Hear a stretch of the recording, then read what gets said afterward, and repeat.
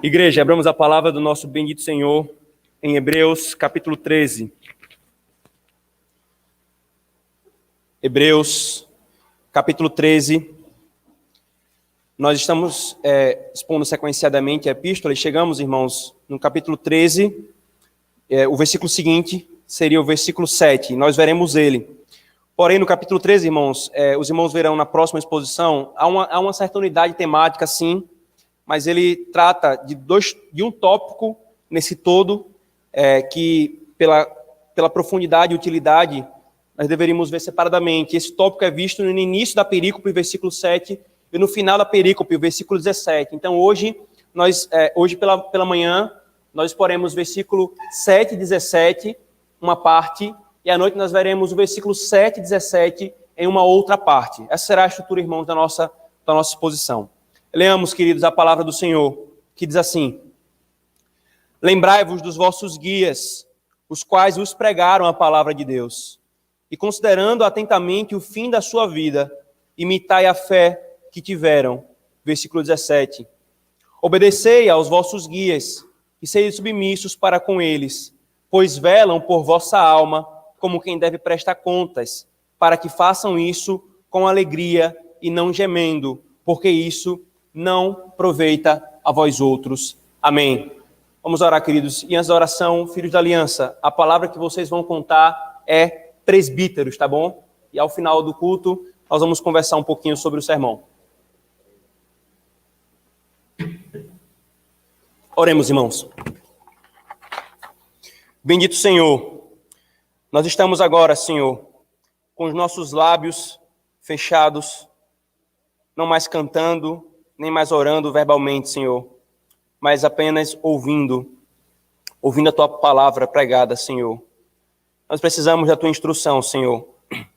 Como filhos que não sabem viver no mundo e precisam da instrução dos seus pais, assim somos nós, Senhor, que não sabemos viver no mundo por nós mesmos, por nossa própria capacidade intelectual e moral, Senhor, mas necessitamos da Tua instrução, a instrução da Tua palavra, e da operação do Teu Espírito Santo em nossa alma, Senhor. Por isso nós clamamos, Deus bendito, que o Senhor fortaleça-nos, que o Senhor conduza-nos, Senhor, a uma vida de santidade e nos faça viver para a Tua glória. E no ponto, Senhor, da doutrina que nós veremos hoje nesse texto, que a nossa igreja, Senhor, como um corpo, como uma comunidade, possa caminhar de uma forma piedosa, servindo ao Senhor, porque o Senhor é o Rei dos Reis, o Senhor dos Senhores, o pastor e o bispo da nossa alma. Nós oramos em nome de Jesus. Amém. Queridos, nós vimos que o capítulo 13, depois do autor aos Hebreus, que nós vimos que está escrevendo a judeus, cristãos, que haviam saído do judaísmo para o cristianismo e que por causa da perseguição estavam sendo tentados a voltar e a retornar ao judaísmo. Ele escreve então para encorajar esses crentes a não desistirem, a perseverarem, a continuarem, a não retornarem. Nós vimos então, irmãos, que depois de uma série de exortações, de argumentos em favor da superioridade de Cristo e da antiga aliança, ele agora, irmãos, no capítulo 13, passa a aplicar aspectos da lei à vida dessa igreja, à vida desses crentes, mostrando que eles receberam o reino inabalável, foi o que nós vimos no final do capítulo 12, e que enquanto aguardam a manifestação plena desse reino, eles precisam caminhar de uma forma que agrada ao Senhor. Nós vimos em toda a epístola também, irmãos, os aspectos comunitários da igreja, ou seja, eles comunitariamente devem viver de tal forma que essa maneira de viver os encoraje e seja contexto para a perseverança. Por isso, então, irmãos, no capítulo 13, o autor ele passa a aplicar esses princípios na relação entre irmãos e irmãos, no sentido de igreja, quando ele fala do amor fraternal. Depois ele fala, irmãos, da relação com o casamento. Depois ele fala da nossa relação, como nós vimos domingo passado, do nosso relacionamento com as coisas e, em última análise, com o próprio Deus. E agora, irmãos, o autor ele vai destacar a relação da igreja com os líderes e dos líderes com a igreja. Aqueles a quem ele chama aqui de vossos guias. Esse ponto, irmãos, dessa relação também é fundamental para a perseverança, irmãos. Em suma, queridos, o ensino dele, no contexto geral, é uma igreja que não trata ou não se relaciona corretamente com os seus líderes, e os seus líderes que não exercem corretamente os seus ofícios, o seu ofício, terá profunda dificuldade em perseverar. Se os líderes não exercem o seu papel, serão uma terrível pedra de tropeço para a perseverança da igreja. Aqui, irmãos, o autor ele quer chamar a responsabilidade de ambos, dos membros de uma igreja e dos líderes da igreja, mostrando que se os dois não cumprirem o seu papel no tocante a esse ponto, a perseverança vai ser mais difícil. Eles precisam, então, atentar para esse padrão da palavra do Senhor também nesse ponto, irmãos. Aqui, queridos, já é preciso fazer uma séria e dura crítica, irmãos, a maneira equivocada como a igreja evangélica contemporânea tem lidado e interpretado, queridos, com esse texto. Para a partir daqui, nós já deixarmos claro do que é que o texto se refere, irmãos. Queridos, a igreja evangélica, inclusive muitas presbiterianas, desconsiderando o claro ensino do governo da igreja, a saber, a eclesiologia e o ofício pastoral, passou a criar estruturas de liderança dentro da igreja, além daquelas que a palavra de Deus ordenou, irmãos. E a palavra de Deus, irmãos, ordenou, você pode, especificamente no Novo Testamento, na Nova Aliança do Pacto da Graça, apenas 2 líderes na igreja de Cristo. São 2 tipos de líderes, na verdade. Os presbíteros, um colegiado de presbíteros, e os diáconos. Apenas esses são chamados e referidos no Novo Testamento, irmãos, como líderes da igreja.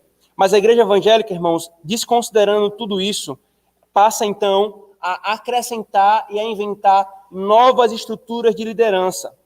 A igreja ora por seu pragmatismo, ora refletindo a visão e as novidades de sua época, ora usando meios não ordenados para atingir fins que são até lícitos e ordenados, criou estruturas de liderança dentro da igreja.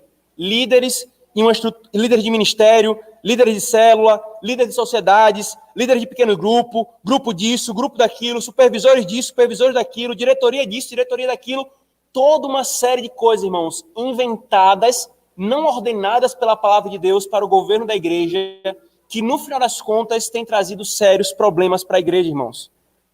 Então, irmãos, a partir desse texto, tais grupos passam a exigir da igreja submissão a esses líderes. Qual o ponto aqui, irmãos, que eu estou tentando deixar claro que o texto não trata do que ele trata?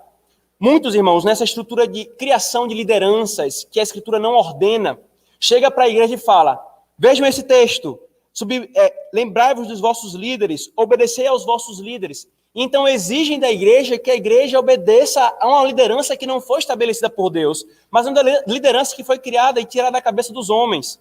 Esse texto, irmãos, não se refere a esse tipo de liderança. O texto diretamente trata das lideranças que o Senhor estabeleceu na igreja, os presbíteros e os diáconos. E a esses é que a igreja deve atentar, irmãos. É tal estrutura que as igrejas devem atentar, submeter e praticar. Não podemos, irmãos, pensar que a igreja no primeiro século possuía tais coisas, ou que o ensino dos apóstolos intentava tal estrutura, queridos. Além disso, irmãos, o Novo Testamento deixa claro que na igreja havia apenas esses 2 ofícios e que isso reflete, irmãos, o princípio da simplicidade. Nós temos mostrado e nós vimos isso com grande categoria, irmãos, com grande força na Epístola aos Hebreus. A grande característica da nova aliança do Pacto da Graça é a simplicidade.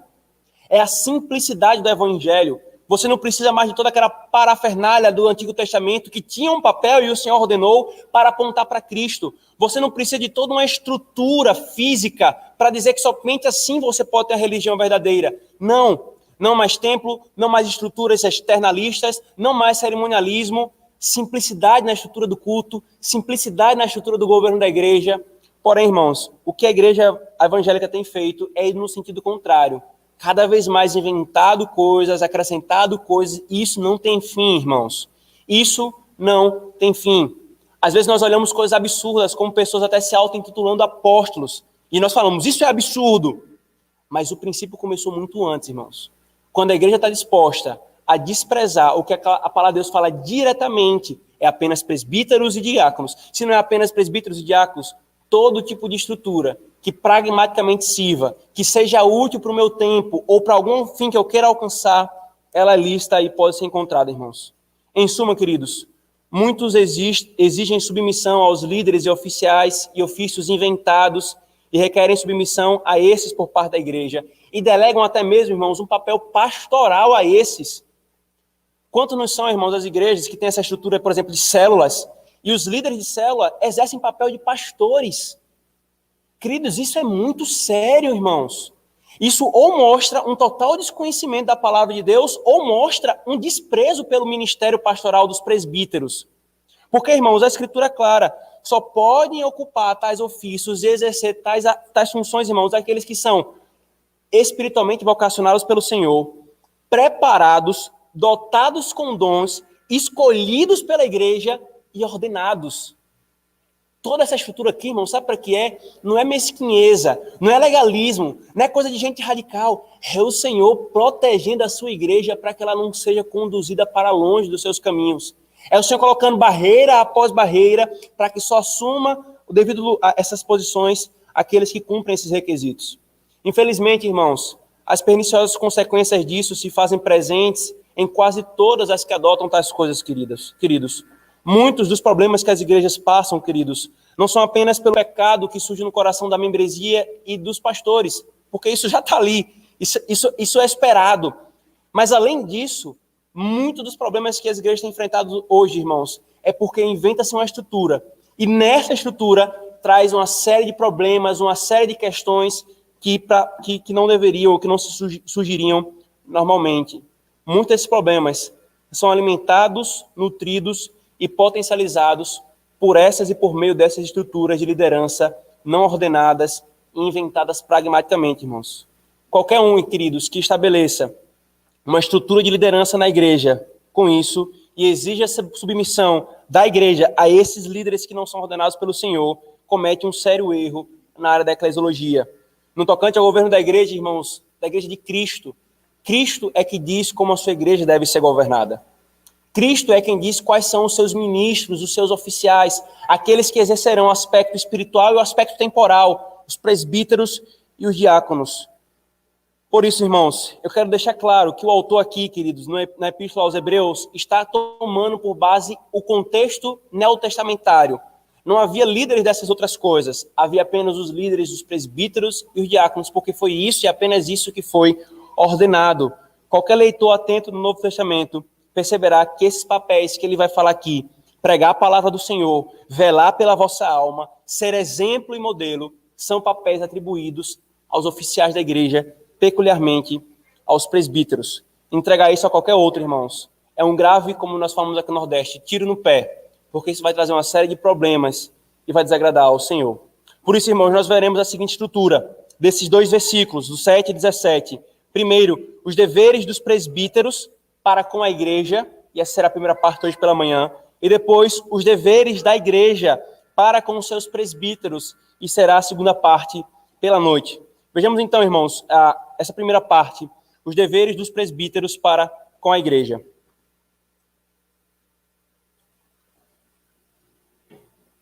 O autor aos Hebreus, irmãos, e se vocês perceberem, essa estrutura, ela segue a mesma estrutura da nossa maneira de compreender os 10 mandamentos.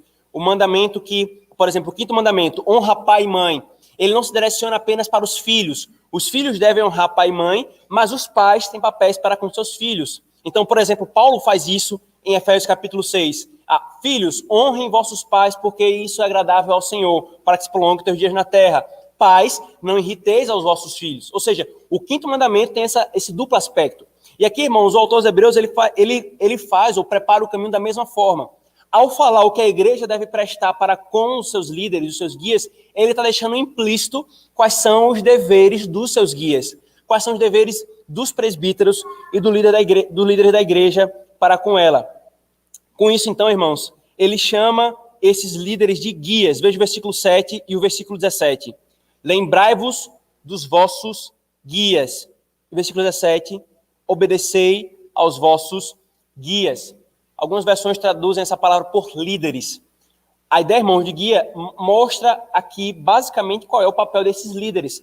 É conduzir a igreja na piedade, na palavra do Senhor, nos caminhos do Senhor. Quais são, então, irmãos, os deveres dos presbíteros para com a igreja, queridos? Primeiro, irmãos, o primeiro dever é pregar a palavra de Deus. Veja o versículo 7. Lembrai-vos dos vossos guias, os quais vos pregaram a palavra de Deus. A pregação da palavra, irmãos, a pregação da palavra foi confiada especialmente aos presbíteros docentes e esse dever não pode ser negligenciado. Esse dever não pode ser entregue a outros, irmãos, pelos mesmos princípios que já foi falado. O que o autor está pressupondo aqui é que os guias dessa igreja eram aqueles que pregavam a palavra de Deus. Não era qualquer um que pregava a palavra de Deus, mas os guias. Eram esses que expunham a palavra de Deus para a igreja e ensinava a escritura a eles. O pastor, irmãos, foi chamado para isso. Recebeu os dons para isso. Foi exigido o preparo para isso. E deve se dedicar para isso. E isso, irmãos, é o que é de mais importante no ofício. A pregação pública e a pregação privada, que nós chamamos de aconselhamento bíblico pastoral, ou como nós chamamos carinhosamente aqui na nossa igreja de gabinetes. A essência, irmãos, do ministério da palavra é exatamente esse ponto, porque é o que está pressuposto aqui. Lembrai-vos dos vossos guias que pregaram a palavra de Deus. Isso, irmãos, infelizmente, pode ser desprezado de pelo menos duas formas. A primeira forma, irmãos, parte dos próprios pastores, que muitas vezes, sendo ativistas, negligenciam o que é mais importante, ou que deliberadamente afirmam, como infelizmente, irmãos, já pude ouvir várias vezes, deliberadamente afirmam que isso é coisa sem importância, que estudar e preparar um sermão é uma coisa sem importância. Muitas vezes preparam um sermão no sábado à noite, muitas vezes entregam a exposição da palavra a qualquer pessoa, e às vezes até chega ao ponto de entregar a própria esposa. O trágico é quando a igreja fala que a esposa prega melhor que o pastor. Por que isso, irmãos? Porque é uma visão muito pequena da pregação da palavra, irmãos. Do papel que a palavra de Deus nos traz, queridos. O Novo Testamento, irmãos, nos deixa com muita clareza, bem como o Antigo Testamento, que a pregação da palavra tem um papel fundamental na nossa fé. E isso é desprezado, muitas vezes, pelos próprios pastores. Ou ainda, irmãos, quando esses mesmos pastores ou as suas igrejas consideram que o pastor não precisa ou não deve se dedicar integralmente para o ministério, como se o ministério não fosse uma vocação lícita e que tomasse pouco tempo. Por isso, ele deve procurar outra coisa e ver o ministério pastoral como um bico, uma coisa que ele faz ali de qualquer jeito. Ainda, irmãos, isso também é desprezado da parte dos próprios conselhos e das igrejas, que, sendo ativistas, não compreendendo o papel do ofício pastoral, cobram ou jogam coisas sobre os ombros dos seus pastores e até mesmo dos seus presbíteros, que não deveriam ser cobradas ou jogadas, como se os pastores fossem empregados da igreja, ou que, mais comum ainda, não consideram o trabalho pastoral como um trabalho digno de ser sustentado com tranquilidade. E então exigem que os pastores trabalhem em uma vocação ou consideram que os pastores em tempo integral não trabalham e precisam fazer alguma coisa. Tudo isso, irmãos, reflete uma visão pequena do que o autor aos Hebreus está falando aqui. Os autores hebreus estão falando, lembre-se dos vossos guias. O que é que eles faziam? Eles pregavam a palavra de Deus.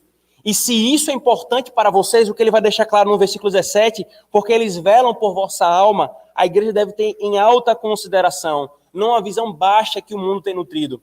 O mundo nutre, irmãos, uma visão baixa do ministro do evangelho. O mundo olha para o pastor hoje em dia, e infelizmente as igrejas neopentecostais contribuíram muito para isso, como homens que simplesmente querem roubar. Mas uma igreja fundamentada na palavra de Deus vai ver os seus líderes dessa forma, com a forma elevada.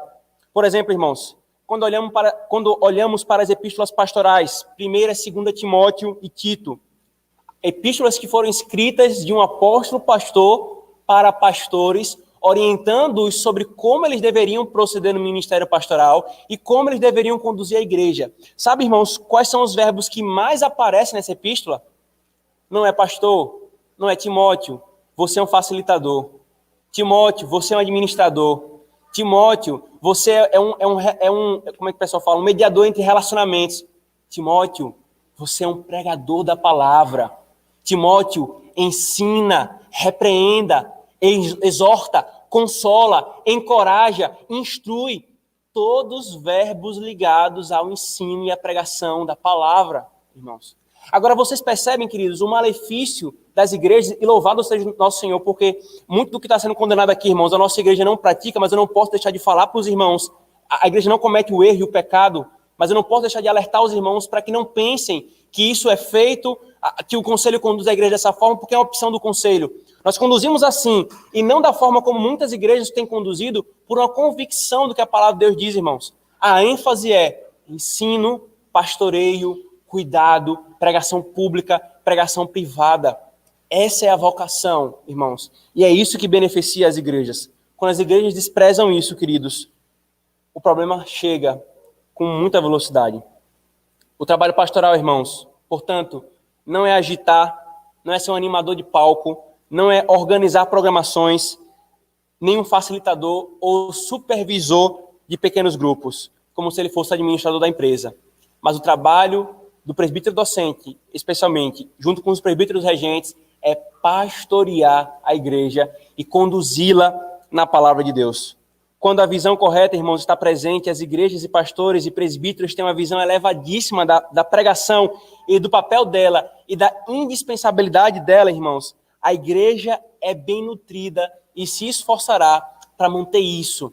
A igreja é bem cuidada, a igreja é orientada, a igreja não está solta e largada a si mesma, irmãos. Mas ela tem os ministros do evangelho, os pastores, os presbíteros, para conduzi-la nessa peregrinação. Segundo, irmãos, o segundo dever, ainda no versículo 7, veja. E considerando atentamente o fim da sua vida, imitai a fé que tiveram. Irmãos, novamente, quando o autor diz que eles têm que imitar a fé que os seus guias, os seus líderes tiveram, o que é que está implícito? Está implícito que os guias da igreja devem ser exemplos de fé a serem imitados. Devem ser exemplos de fé, de vida e de fé. Os presbíteros, irmãos, devem ser modelo e exemplo de vida em tudo o que a sã doutrina trata, queridos, e ensina. Obviamente, irmãos, isso não é perfeição. Isso não é uma convocação à perfeição. Nem mesmo, irmãos, que os presbíteros eles devem ser um referencial último e absoluto da igreja. Porque o referencial último dos próprios presbíteros e da igreja é Cristo. É Ele que é o nosso referencial último. Mas aqui, irmãos, os presbíteros têm sobre si um dever da devida expectativa de pais espirituais que devem ser modelos para os seus filhos. E aqui, irmãos, é aquela estrutura do quinto mandamento, novamente, pais e filhos. E pais não se referem apenas aos pais biológicos, embora primariamente sim, mas a todo aquele que exerce a autoridade. Então, um magistrado civil, um prefeito, um governador, um presidente, um juiz, um patrão, um pai biológico, um presbítero, eles são pais que devem ser exemplo. E especificamente aqui, irmãos, o autor está se referindo que os presbíteros devem ser modelo para a igreja. Como disse o puritano presbiteriano Richard Baxter, ele disse: se depois de termos conduzido nossas ovelhas às águas vivas, poluirmos a fonte com o contato da sujeira de nossa própria vida, perderemos todo o trabalho feito e jamais teremos melhorado as suas vidas. Mas nós, presbíteros, sabemos de nossas imperfeições e falhas, e até sabemos disso mutuamente uns com os outros. Sabemos de nossa indignidade de sermos e estarmos nesse ofício. Por isso mesmo, irmãos, presbíteros, devemos correr ainda mais em oração e recorrer ao Senhor para buscarmos dele graça e misericórdia e progredirmos sendo aquilo que o Senhor requer de nós, modelos para a igreja, pela graça do Senhor. E ainda, irmãos, por último, ele fala, terceiro, versículo 17, obedecei aos vossos guias e sede submissos para com eles, pois velam por vossa alma. Velam por vossa alma.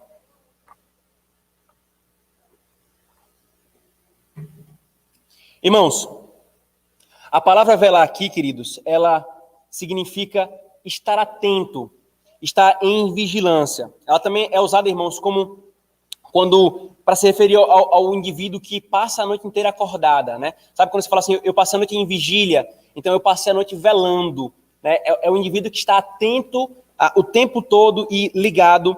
E aqui, irmãos, o que nos chama a atenção é que o autor usa essa palavra exatamente para se referir ao pastoreio. Qual é a natureza do pastoreio dos presbíteros? É aqueles que velam pela alma dos crentes, pela alma dos membros da igreja. Os presbíteros, irmãos, devem ter muita atenção pela alma, a psique no grego, a alma dos crentes. Eles devem pastorear a igreja e velar pela alma dela. Queridos, algo que eu tenho tentado, irmãos, sempre que é possível deixar claro de nosso sistema de governo, é que o presbítero docente, o que nós chamamos de pastor, não é pastor sozinho. Isso aqui é muito importante, irmãos, na nossa prática pastoral e ministerial aqui na igreja. O presbítero docente, irmãos, não é pastor sozinho. Nós não somos episcopais, nem nenhum outro grupo de igrejas que colocam uma responsabilidade individual sobre o ministro do evangelho. Não, irmãos. O pastor, o presbítero docente, pastoreia a igreja ao lado dos presbíteros regentes. E isso, irmãos, é requerido da parte do Senhor para com eles. Veja, o Senhor vai cobrar de mim, irmãos, se eu prego a palavra fielmente, se eu ensino fielmente, se eu cuido e prego os gabinetes, o aconselhamento é feito de uma forma fiel e coerente com a palavra de Deus, mas também requererá dos presbíteros de igreja, se eles exercem o pastoreio e o cuidado da igreja. Porque não é apenas do pastor, o presbítero docente essa responsabilidade, mas dos presbíteros, o colegiado dos presbíteros. O docente, irmãos, se dedica integralmente ao ensino, ao estudo, público e privado, mas o pastorear, o governar e disciplinar não pertence apenas a ele, mas aos presbíteros regentes também. Novamente, irmãos, como disse o Richard Baxter, um puritano que na história da igreja nutriu uma visão elevadíssima do ministério pastoral e fundamentado na palavra de Deus, ele diz o seguinte: um pastor não deveria ser meramente um pregador público, mas deveria ser conhecido como um conselheiro de almas. Tal como o médico é para o corpo e o advogado para os bens, o conselheiro pastoral é para todas as coisas da vida e da piedade. Em razão do povo desconhecer o ofício do ministério e seu próprio dever e necessidade a esse respeito, é nossa responsabilidade, ele diz, nutrir e publicamente convidar as pessoas para nos procurar para aconselhamento sobre as grandes questões da alma. Essa visão, irmãos, que Richard Baxter nos ilustra aqui, que eu uso como ilustração, é uma visão elevadíssima do papel dos presbíteros de velarem pela alma, de cuidarem da alma do Senhor. Uma visão que vem nutrida da palavra de Deus, irmãos. Muitas igrejas, queridos, transformaram os presbíteros regentes em meros administradores e tomadores de decisões logísticas, enquanto o pastor muitas vezes é tomado como um padre com limitações de conhecimento para velar pela alma. Fizeram dos presbíteros meros aprovadores da cor de tinta de uma parede, irmãos. Queridos, os presbíteros são muito mais do que isso. Não por eles, porque eles são réis mortais, fracos e pecadores, mas pelo ofício que foi dado para o bem da igreja, irmãos. Os presbíteros, irmãos, eles velam pela alma do rebanho que Deus os colocou por meio da eleição da igreja para cuidar da alma dos membros da igreja, irmãos. Quantos presbíteros, queridos, não são reprováveis nisso? Negligenciam o pastoreio da igreja e ocupam o ofício indevidamente. Mas isso começou, irmãos, quando a igreja não tem uma visão correta disso, porque eles só chegam lá se a igreja eleger, se a igreja votar. As igrejas, irmãos, para prejuízo próprio, não percebem isso. Os presbíteros, eles são ministros de Cristo. Falsos presbíteros ou presbíteros infiéis, não vocacionados, postos nos governos da igreja, conduzirão a consequências terríveis na igreja, irmãos. Terríveis na igreja. E muitas igrejas já têm colhido esse fruto, queridos. Famílias que têm sido desfeitas, quer por negligência pastoral, quer por instrução errada, têm tido muitas dores, irmãos. Igrejas têm morrido porque liberais têm sido colocados nos ofícios, irmãos. Membros de igrejas inteiras têm caminhado em perpétua imaturidade doutrinária, porque os pastores e presbíteros não se dedicam ao ensino da palavra, ao pastoreio e ao discipulado. Pessoas têm caminhado desesperançadas e buscado auxílio naquilo que não vai auxiliar efetivamente, porque possuem uma baixa visão do ministério da palavra, ou os presbíteros não cumprem o seu papel, e até mesmo, por uma cosmovisão equivocada e deficitária, eles mesmos cavam mais profundo ainda a busca do buraco da desesperança. Queridos, quando o autor aos Hebreus nos fala que nós devemos considerar, lembrar, obedecer, e nos descreve todas as características e os deveres que os presbíteros têm para com a igreja, nós percebemos, irmãos, que o que o autor está falando é muito sério. E que para perseverar, essas coisas serem colocadas da forma certa é fundamental, irmãos. De todos os exemplos, queridos, que vêm à minha cabeça, da minha história, da minha caminhada, de pessoas que têm apostatado da fé, ou deixado a caminhada, ou sofrido profundamente em sua alma com o pecado e com a luta contra o pecado, se dá num contexto de igrejas que não atentaram para o princípio correto do governo da igreja, irmãos, e do ministério pastoral. Como John Owen falou, irmãos, a igreja prospera ou decai na medida que seus ministros designados prosperam ou decaem. Se estes são negligentes e corruptos, as pessoas abandonarão o evangelho. Os rebanhos não serão preservados onde os pastores são negligentes. Se os campos não forem continuamente cuidados, serão tomados pelo mato, por espinhos e por ervas daninhas. Ainda, irmãos, o dever dos presbíteros de velar pela alma do rebanho que Deus lhe confiou, é preciso deixar claro, queridos, em termos de aplicação e prática eclesiológica, porque isso aqui deveria estar pressuposto no nosso governo, mas por muitas vezes não ser percebido, isso é preciso deixar claro, que já que esse texto nos permite trazer essa aplicação clara, irmãos. Por causa desse dever, queridos, por causa do dever dos presbíteros de velarem pela alma dos crentes, irmãos, as reuniões do conselho não são e não devem ser mera ou majoritariamente para tratar de questões administrativas, irmãos, mas sim reuniões pastorais em que cada presbítero presta relatório daqueles que acompanham ou de questões e demandas pastorais que são percebidas, que precisam ser levadas para a igreja, para instrução, para correção, para amadurecimento, para aperfeiçoamento, queridos. Nessas reuniões, irmãos, gasta-se ou deve-se gastar muito mais tempo conversando sobre o estado espiritual da igreja, as lutas e os dilemas que os membros têm enfrentado, o que precisamos amadurecer e santificar na compreensão e na prática, como podemos, enquanto pastores, servir melhor a igreja na instrução da palavra para tratar tal e tal pecado, tal e tal angústia, tal e tal dificuldade familiar. Como? É esse o tempo gasto, irmãos, nas reuniões pastorais. O pastor, queridos, como eu sempre falo para vocês, não é um padre em que ele simplesmente guarda tudo o que ouve. Obviamente, irmãos, que há questões que são peculiares, que são por demais privadas, mas cada presbítero precisa, na medida do que pode, no aspecto geral, para que se dê notícia do fato, relatar isso uns aos outros, para que cada um exerça a sua função que Deus requer, de velar pela alma dos crentes. Se eu, como presbítero docente, ou se qualquer outro presbítero, tomar para si as situações da igreja, eles, além de estarem cometendo um grave problema para si mesmos, estão furtando dos outros de exercer aquilo que o Senhor ordenou, velar pela alma dos crentes. Irmãos, isso é para benefício da própria igreja, queridos. Para benefício da própria igreja. Quando o conselho leva com seriedade isso, irmãos, a igreja ela tem a oportunidade de não ficar simplesmente à mercê da interpretação de um homem. Mas se o pastor trouxe a interpretação da situação e uma aplicação da palavra e ele apresenta o que ele fez, os presbíteros podem falar: pastor, o senhor desconsiderou um ponto. Pastor, acho que o senhor não caminhou correto nesse ponto aqui.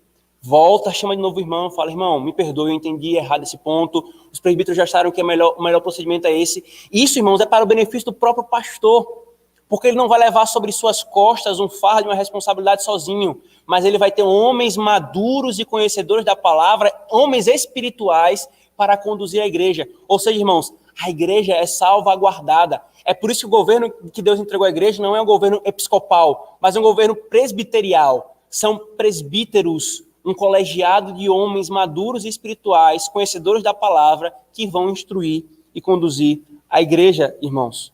É por isso também, queridos, só destacando essa prática na nossa igreja, que os presbíteros vão juntos às visitas pastorais. E não o pastor sozinho ou o pastor com sua esposa.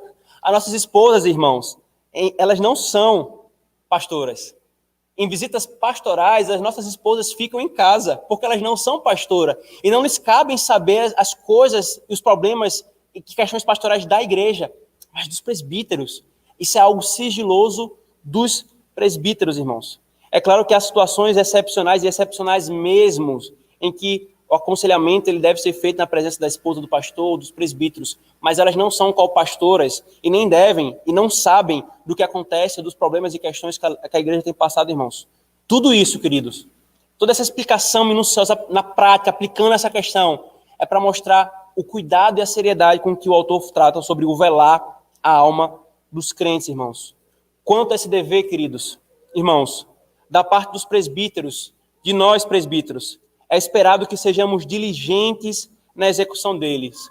Presbíteros amados, do lado dos quais eu tenho o privilégio de caminhar, nós temos, irmãos, uma grande responsabilidade sobre nós no velar pela alma dos irmãos da igreja, queridos. Demande de nós o tempo que demandar, precisando até mesmo gastar mais tempo, gastar mais esforço, mais abnegação, menos hora de descanso, mais horas de serviços, mais problemas complexos para resolver, mais questões a serem tratadas, irmãos, mais oração, mais estudo da palavra, mais paciência, mais dependência do Espírito Santo, custe o que custar, presbíteros, nós devemos nos esforçar para velar pela alma dos crentes, porque o autor fala, nós devemos fazer isso como quem vai prestar contas a Deus, não é aos homens. Não é simplesmente um relatório que nós vamos prestar para o presbitério, mas é o Deus que é dono da igreja, ao Cristo cujo sangue comprou a igreja, ao Espírito que tem operado a obra de santificação na igreja. É isso, presbíteros, é a eles, às três pessoas da Trindade, ao Deus Uno, que nós vamos prestar contas. Por isso, irmãos, sejamos diligentes nesse ponto. O autor, irmãos, também nos mostra que os presbíteros devem fazer isso com alegria. Abram, por favor, 1 Pedro, por favor. 1 Pedro, capítulo 5.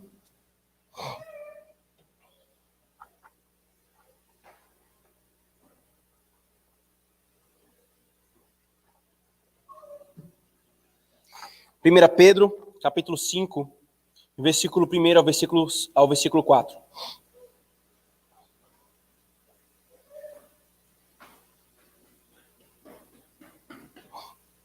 Ele diz, irmãos, rogo, pois, aos presbíteros que há entre vós, eu, presbítero com eles, e testemunha dos sofrimentos de Cristo, e ainda coparticipante da glória que há de ser revelada, pastoreai o rebanho de Deus que há entre vós, não com constrangimento, por constrangimento, mas espontaneamente, como Deus quer, não por sorte da ganância, mas de boa vontade, nem como dominadores dos que vos foram confiados, antes, tornando-vos modelo do rebanho.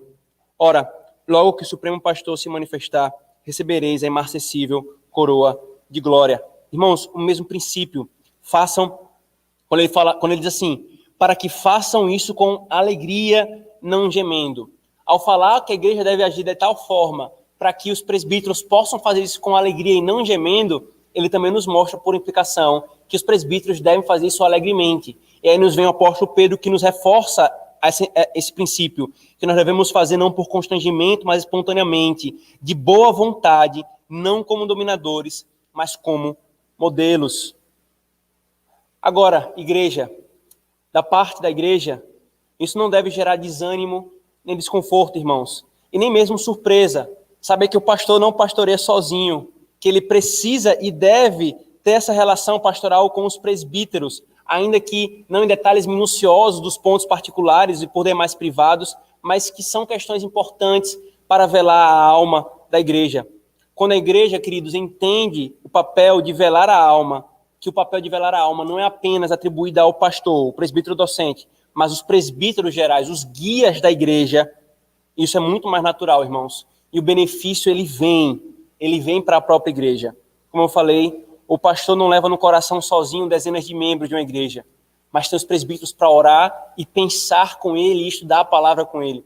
O pastor não toma a responsabilidade de guardar coisas cujas consequências poderiam ser muito graves para a própria igreja. O pastor também tem a quem possa ser pastoreado. Os presbíteros, co-presbíteros com eles. E também, irmãos, se esse é o dever dos pastores, que a igreja, então, irmãos, não abrace o individualismo sob lema, não se meta na minha vida. Obviamente, irmãos, como nós sempre reforçamos nas aulas de eclesiologia, há sempre um limite que não deve ser transposto e que muitas igrejas têm feito essa transposição, especialmente igrejas neopentecostais, em que o pastor age como um tirano, ou os presbíteros agem como tiranos na vida da igreja. A despeito desse limite, irmãos, isso não é uma proibição de os pastores se envolverem com a igreja, preocuparem-se com a vida da igreja, preocuparem-se com a condução das famílias, para que no final nós possamos prestar contas a Deus de que foi feito o que deveria ser feito, de que nós nos importamos e amamos a igreja. Se ofender ou se fechar com isso, irmãos, e nesse individualismo de não se meter na minha vida, é se fechar, queridos, para aquilo que Deus deu para o bem da própria igreja, o cuidado e o velar da sua própria alma. Irmãos, Tamanha a responsabilidade que há nisso, queridos, que o autor aos Hebreus nos dá sobre o papel dos pastores em pregar a palavra, em serem exemplos, em velar pela alma. Esses são os 3 deveres dos presbíteros para com a igreja. Tamanha é, irmãos, a responsabilidade que não deveria ser algo comum, pessoas precipitadas e refletidas quererem assumir posição de ensino ou de pastoreio de uma forma até mesmo e por motivações carnais, irmãos. Ocupar posições criadas por homens, queridos, para fazer aquilo que não lhes foi designado, não deveria ser uma coisa comum no meio da igreja, porque é muito sério, irmãos. As consequências disso é muito séria. Se você chegasse para mim e falasse assim, pastor, a gente está com uma pessoa ali precisando fazer uma cirurgia no bucho, pega aqui um bisturi e vai ali fazer. Eu jamais iria, irmãos. Porque as consequências para isso, primeiro, não tenho a vocação médica, não tenho conhecimento médico, não tenho preparo para isso, eu faria um grande estrago. Agora, por que no tocante ao ensino da palavra e ao cuidado pastoral, isso é rapidamente delegado àqueles que não têm a vocação, que não têm um preparo, que não têm um outro fator, a eleição? Porque os oficiais ordinários, eles exercem os seus ofícios, eles compram, abrem suas clínicas, eles abrem os seus escritórios, eles exercem suas funções. Mas até mesmo para exercer o ofício pastoral na igreja, presbíteros devem ser eleitos, diáconos devem ser eleitos. Por que então, irmãos, que a igreja tem lidado com essas coisas como se a igreja fosse uma empresa? Ela não é uma empresa, irmãos. Ela é a casa do Deus vivo, verdadeiro, e precisa ser conduzida como ele requer, irmãos. Os que lidam com tais ofícios, ou o desejo deles, de forma irrefletida, possuem uma visão muito baixa de tais ofícios, irmãos. E em tempos, irmãos, de distorção do ofício pastoral, em que os presbíteros são tratados como meros administradores, em que o ministro da palavra tem as suas mãos atadas porque não tem tal e tal conhecimento das filosofias humanistas, em que os homens têm deliberado e explicitamente desprezado a palavra de Deus, irmãos, em tempos difíceis em que o individualismo prospera e os homens se fecham, não querendo ser tratados, mas preferindo caminhar nos seus pecados a se expor, irmãos. Nesses tempos, queridos, existem grandes desafios para a igreja caminhar perseverantemente no tocante aos presbíteros. Assim como nós vimos no versículo 1 e 2, que a igreja tem as demandas de perseverarem no tocante ao amor fraternal de uns com os outros. Nós vimos a demanda e a grande dificuldade que nós temos no nosso contexto com relação ao matrimônio e uma visão honrosa do matrimônio. E bem como, irmãos, na avareza e na lida com as coisas do mundo, assim também, irmãos, a igreja tem uma grande responsabilidade, um desafio diante do mundo de conduzirmos nesse ponto da relação da igreja e os presbíteros da forma corretamente, queridos. Por isso, presbíteros, novamente, e por último, temos sido diligentes no ofício, presbíteros, de nossas funções. Quando nos apresentarmos diante do rei da igreja, irmãos presbíteros, mesmo que em fraquezas, limitações, imperfeições e pecados, irmãos, nós poderemos dizer que nós nos esforçamos pela graça e na graça que nos foi dada para pregarmos a palavra com fidelidade, sermos exemplos e velarmos pela alma da igreja, irmãos. Queridos, Cristo é o noivo e o rei da igreja. É a ele que nós apresentaremos a igreja dele, irmãos. Por isso, presbíteros, sejamos diligentes. E por isso, igreja, sempre se deixe pastorear naquilo que os presbíteros se esforçam em conduzir em conformidade com a palavra. O que for da cabeça dos homens, isso deve ser rejeitado. Mas o que for da palavra de Deus, isso deve ser abraçado. O fim último, irmãos, é Cristo ser glorificado na sua igreja e nós perseverarmos até o fim. Amém. Oremos, irmãos.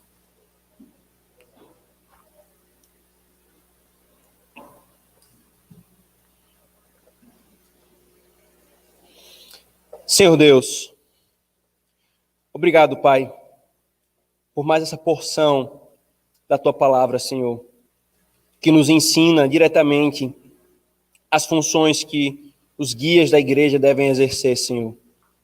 Em dias, Senhor, em que as teorias dos homens querem entrar na igreja e dizer o que os ministros e presbíteros são ou deixam de ser, em que a corrupção do coração do homem, Senhor, diminui ou vulgariza, Senhor, o papel daqueles que o Senhor entregou à igreja, Pai. Nesses dias, Senhor, nós nos alegramos por instrução tão clara, Senhor. Que o Senhor nos dê a graça de sermos fiéis, Senhor, a nós, os presbíteros, no exercício dessas funções, Senhor. Tem misericórdia das nossas falhas e dos nossos pecados, Senhor, porque nós somos fracos e pecadores, Pai. Nos dá um coração que amem a palavra, Senhor, que viva a palavra para que sejamos exemplos, Senhor, e não caminhemos em hipocrisia. Nos dá, Senhor, uma disposição de espírito e diligência no cuidado da alma do rebanho que o Senhor nos confiou, Pai, para que possamos velar como quem prestará conta a Ti, e que façamos isso com alegria, Senhor, sem um peso, sem gemer, Pai, mas com a alegria de quem serve ao Senhor, de quem sabe quem não é capacitado por si mesmo para isso, mas que é o Senhor que estabeleceu tudo isso, e por isso nós obedecemos e fazemos, Senhor. Abençoa-nos como igreja também, Pai. Nos dá o benefício de, como igreja, nós usufruirmos das bênçãos que advêm, Senhor, de seguirmos o que a Tua palavra nos diz nesse ponto e colhermos, Senhor, a Tua bondade, a Tua graça e a Tua misericórdia, Senhor. Faz-nos, Senhor, uma igreja que ame ao Senhor mais do que qualquer outra coisa, que busque ao Senhor mais do que a qualquer outra coisa, que caminhe de forma santa, Senhor, odiando o pecado. Em nome de Cristo nós oramos. Amém.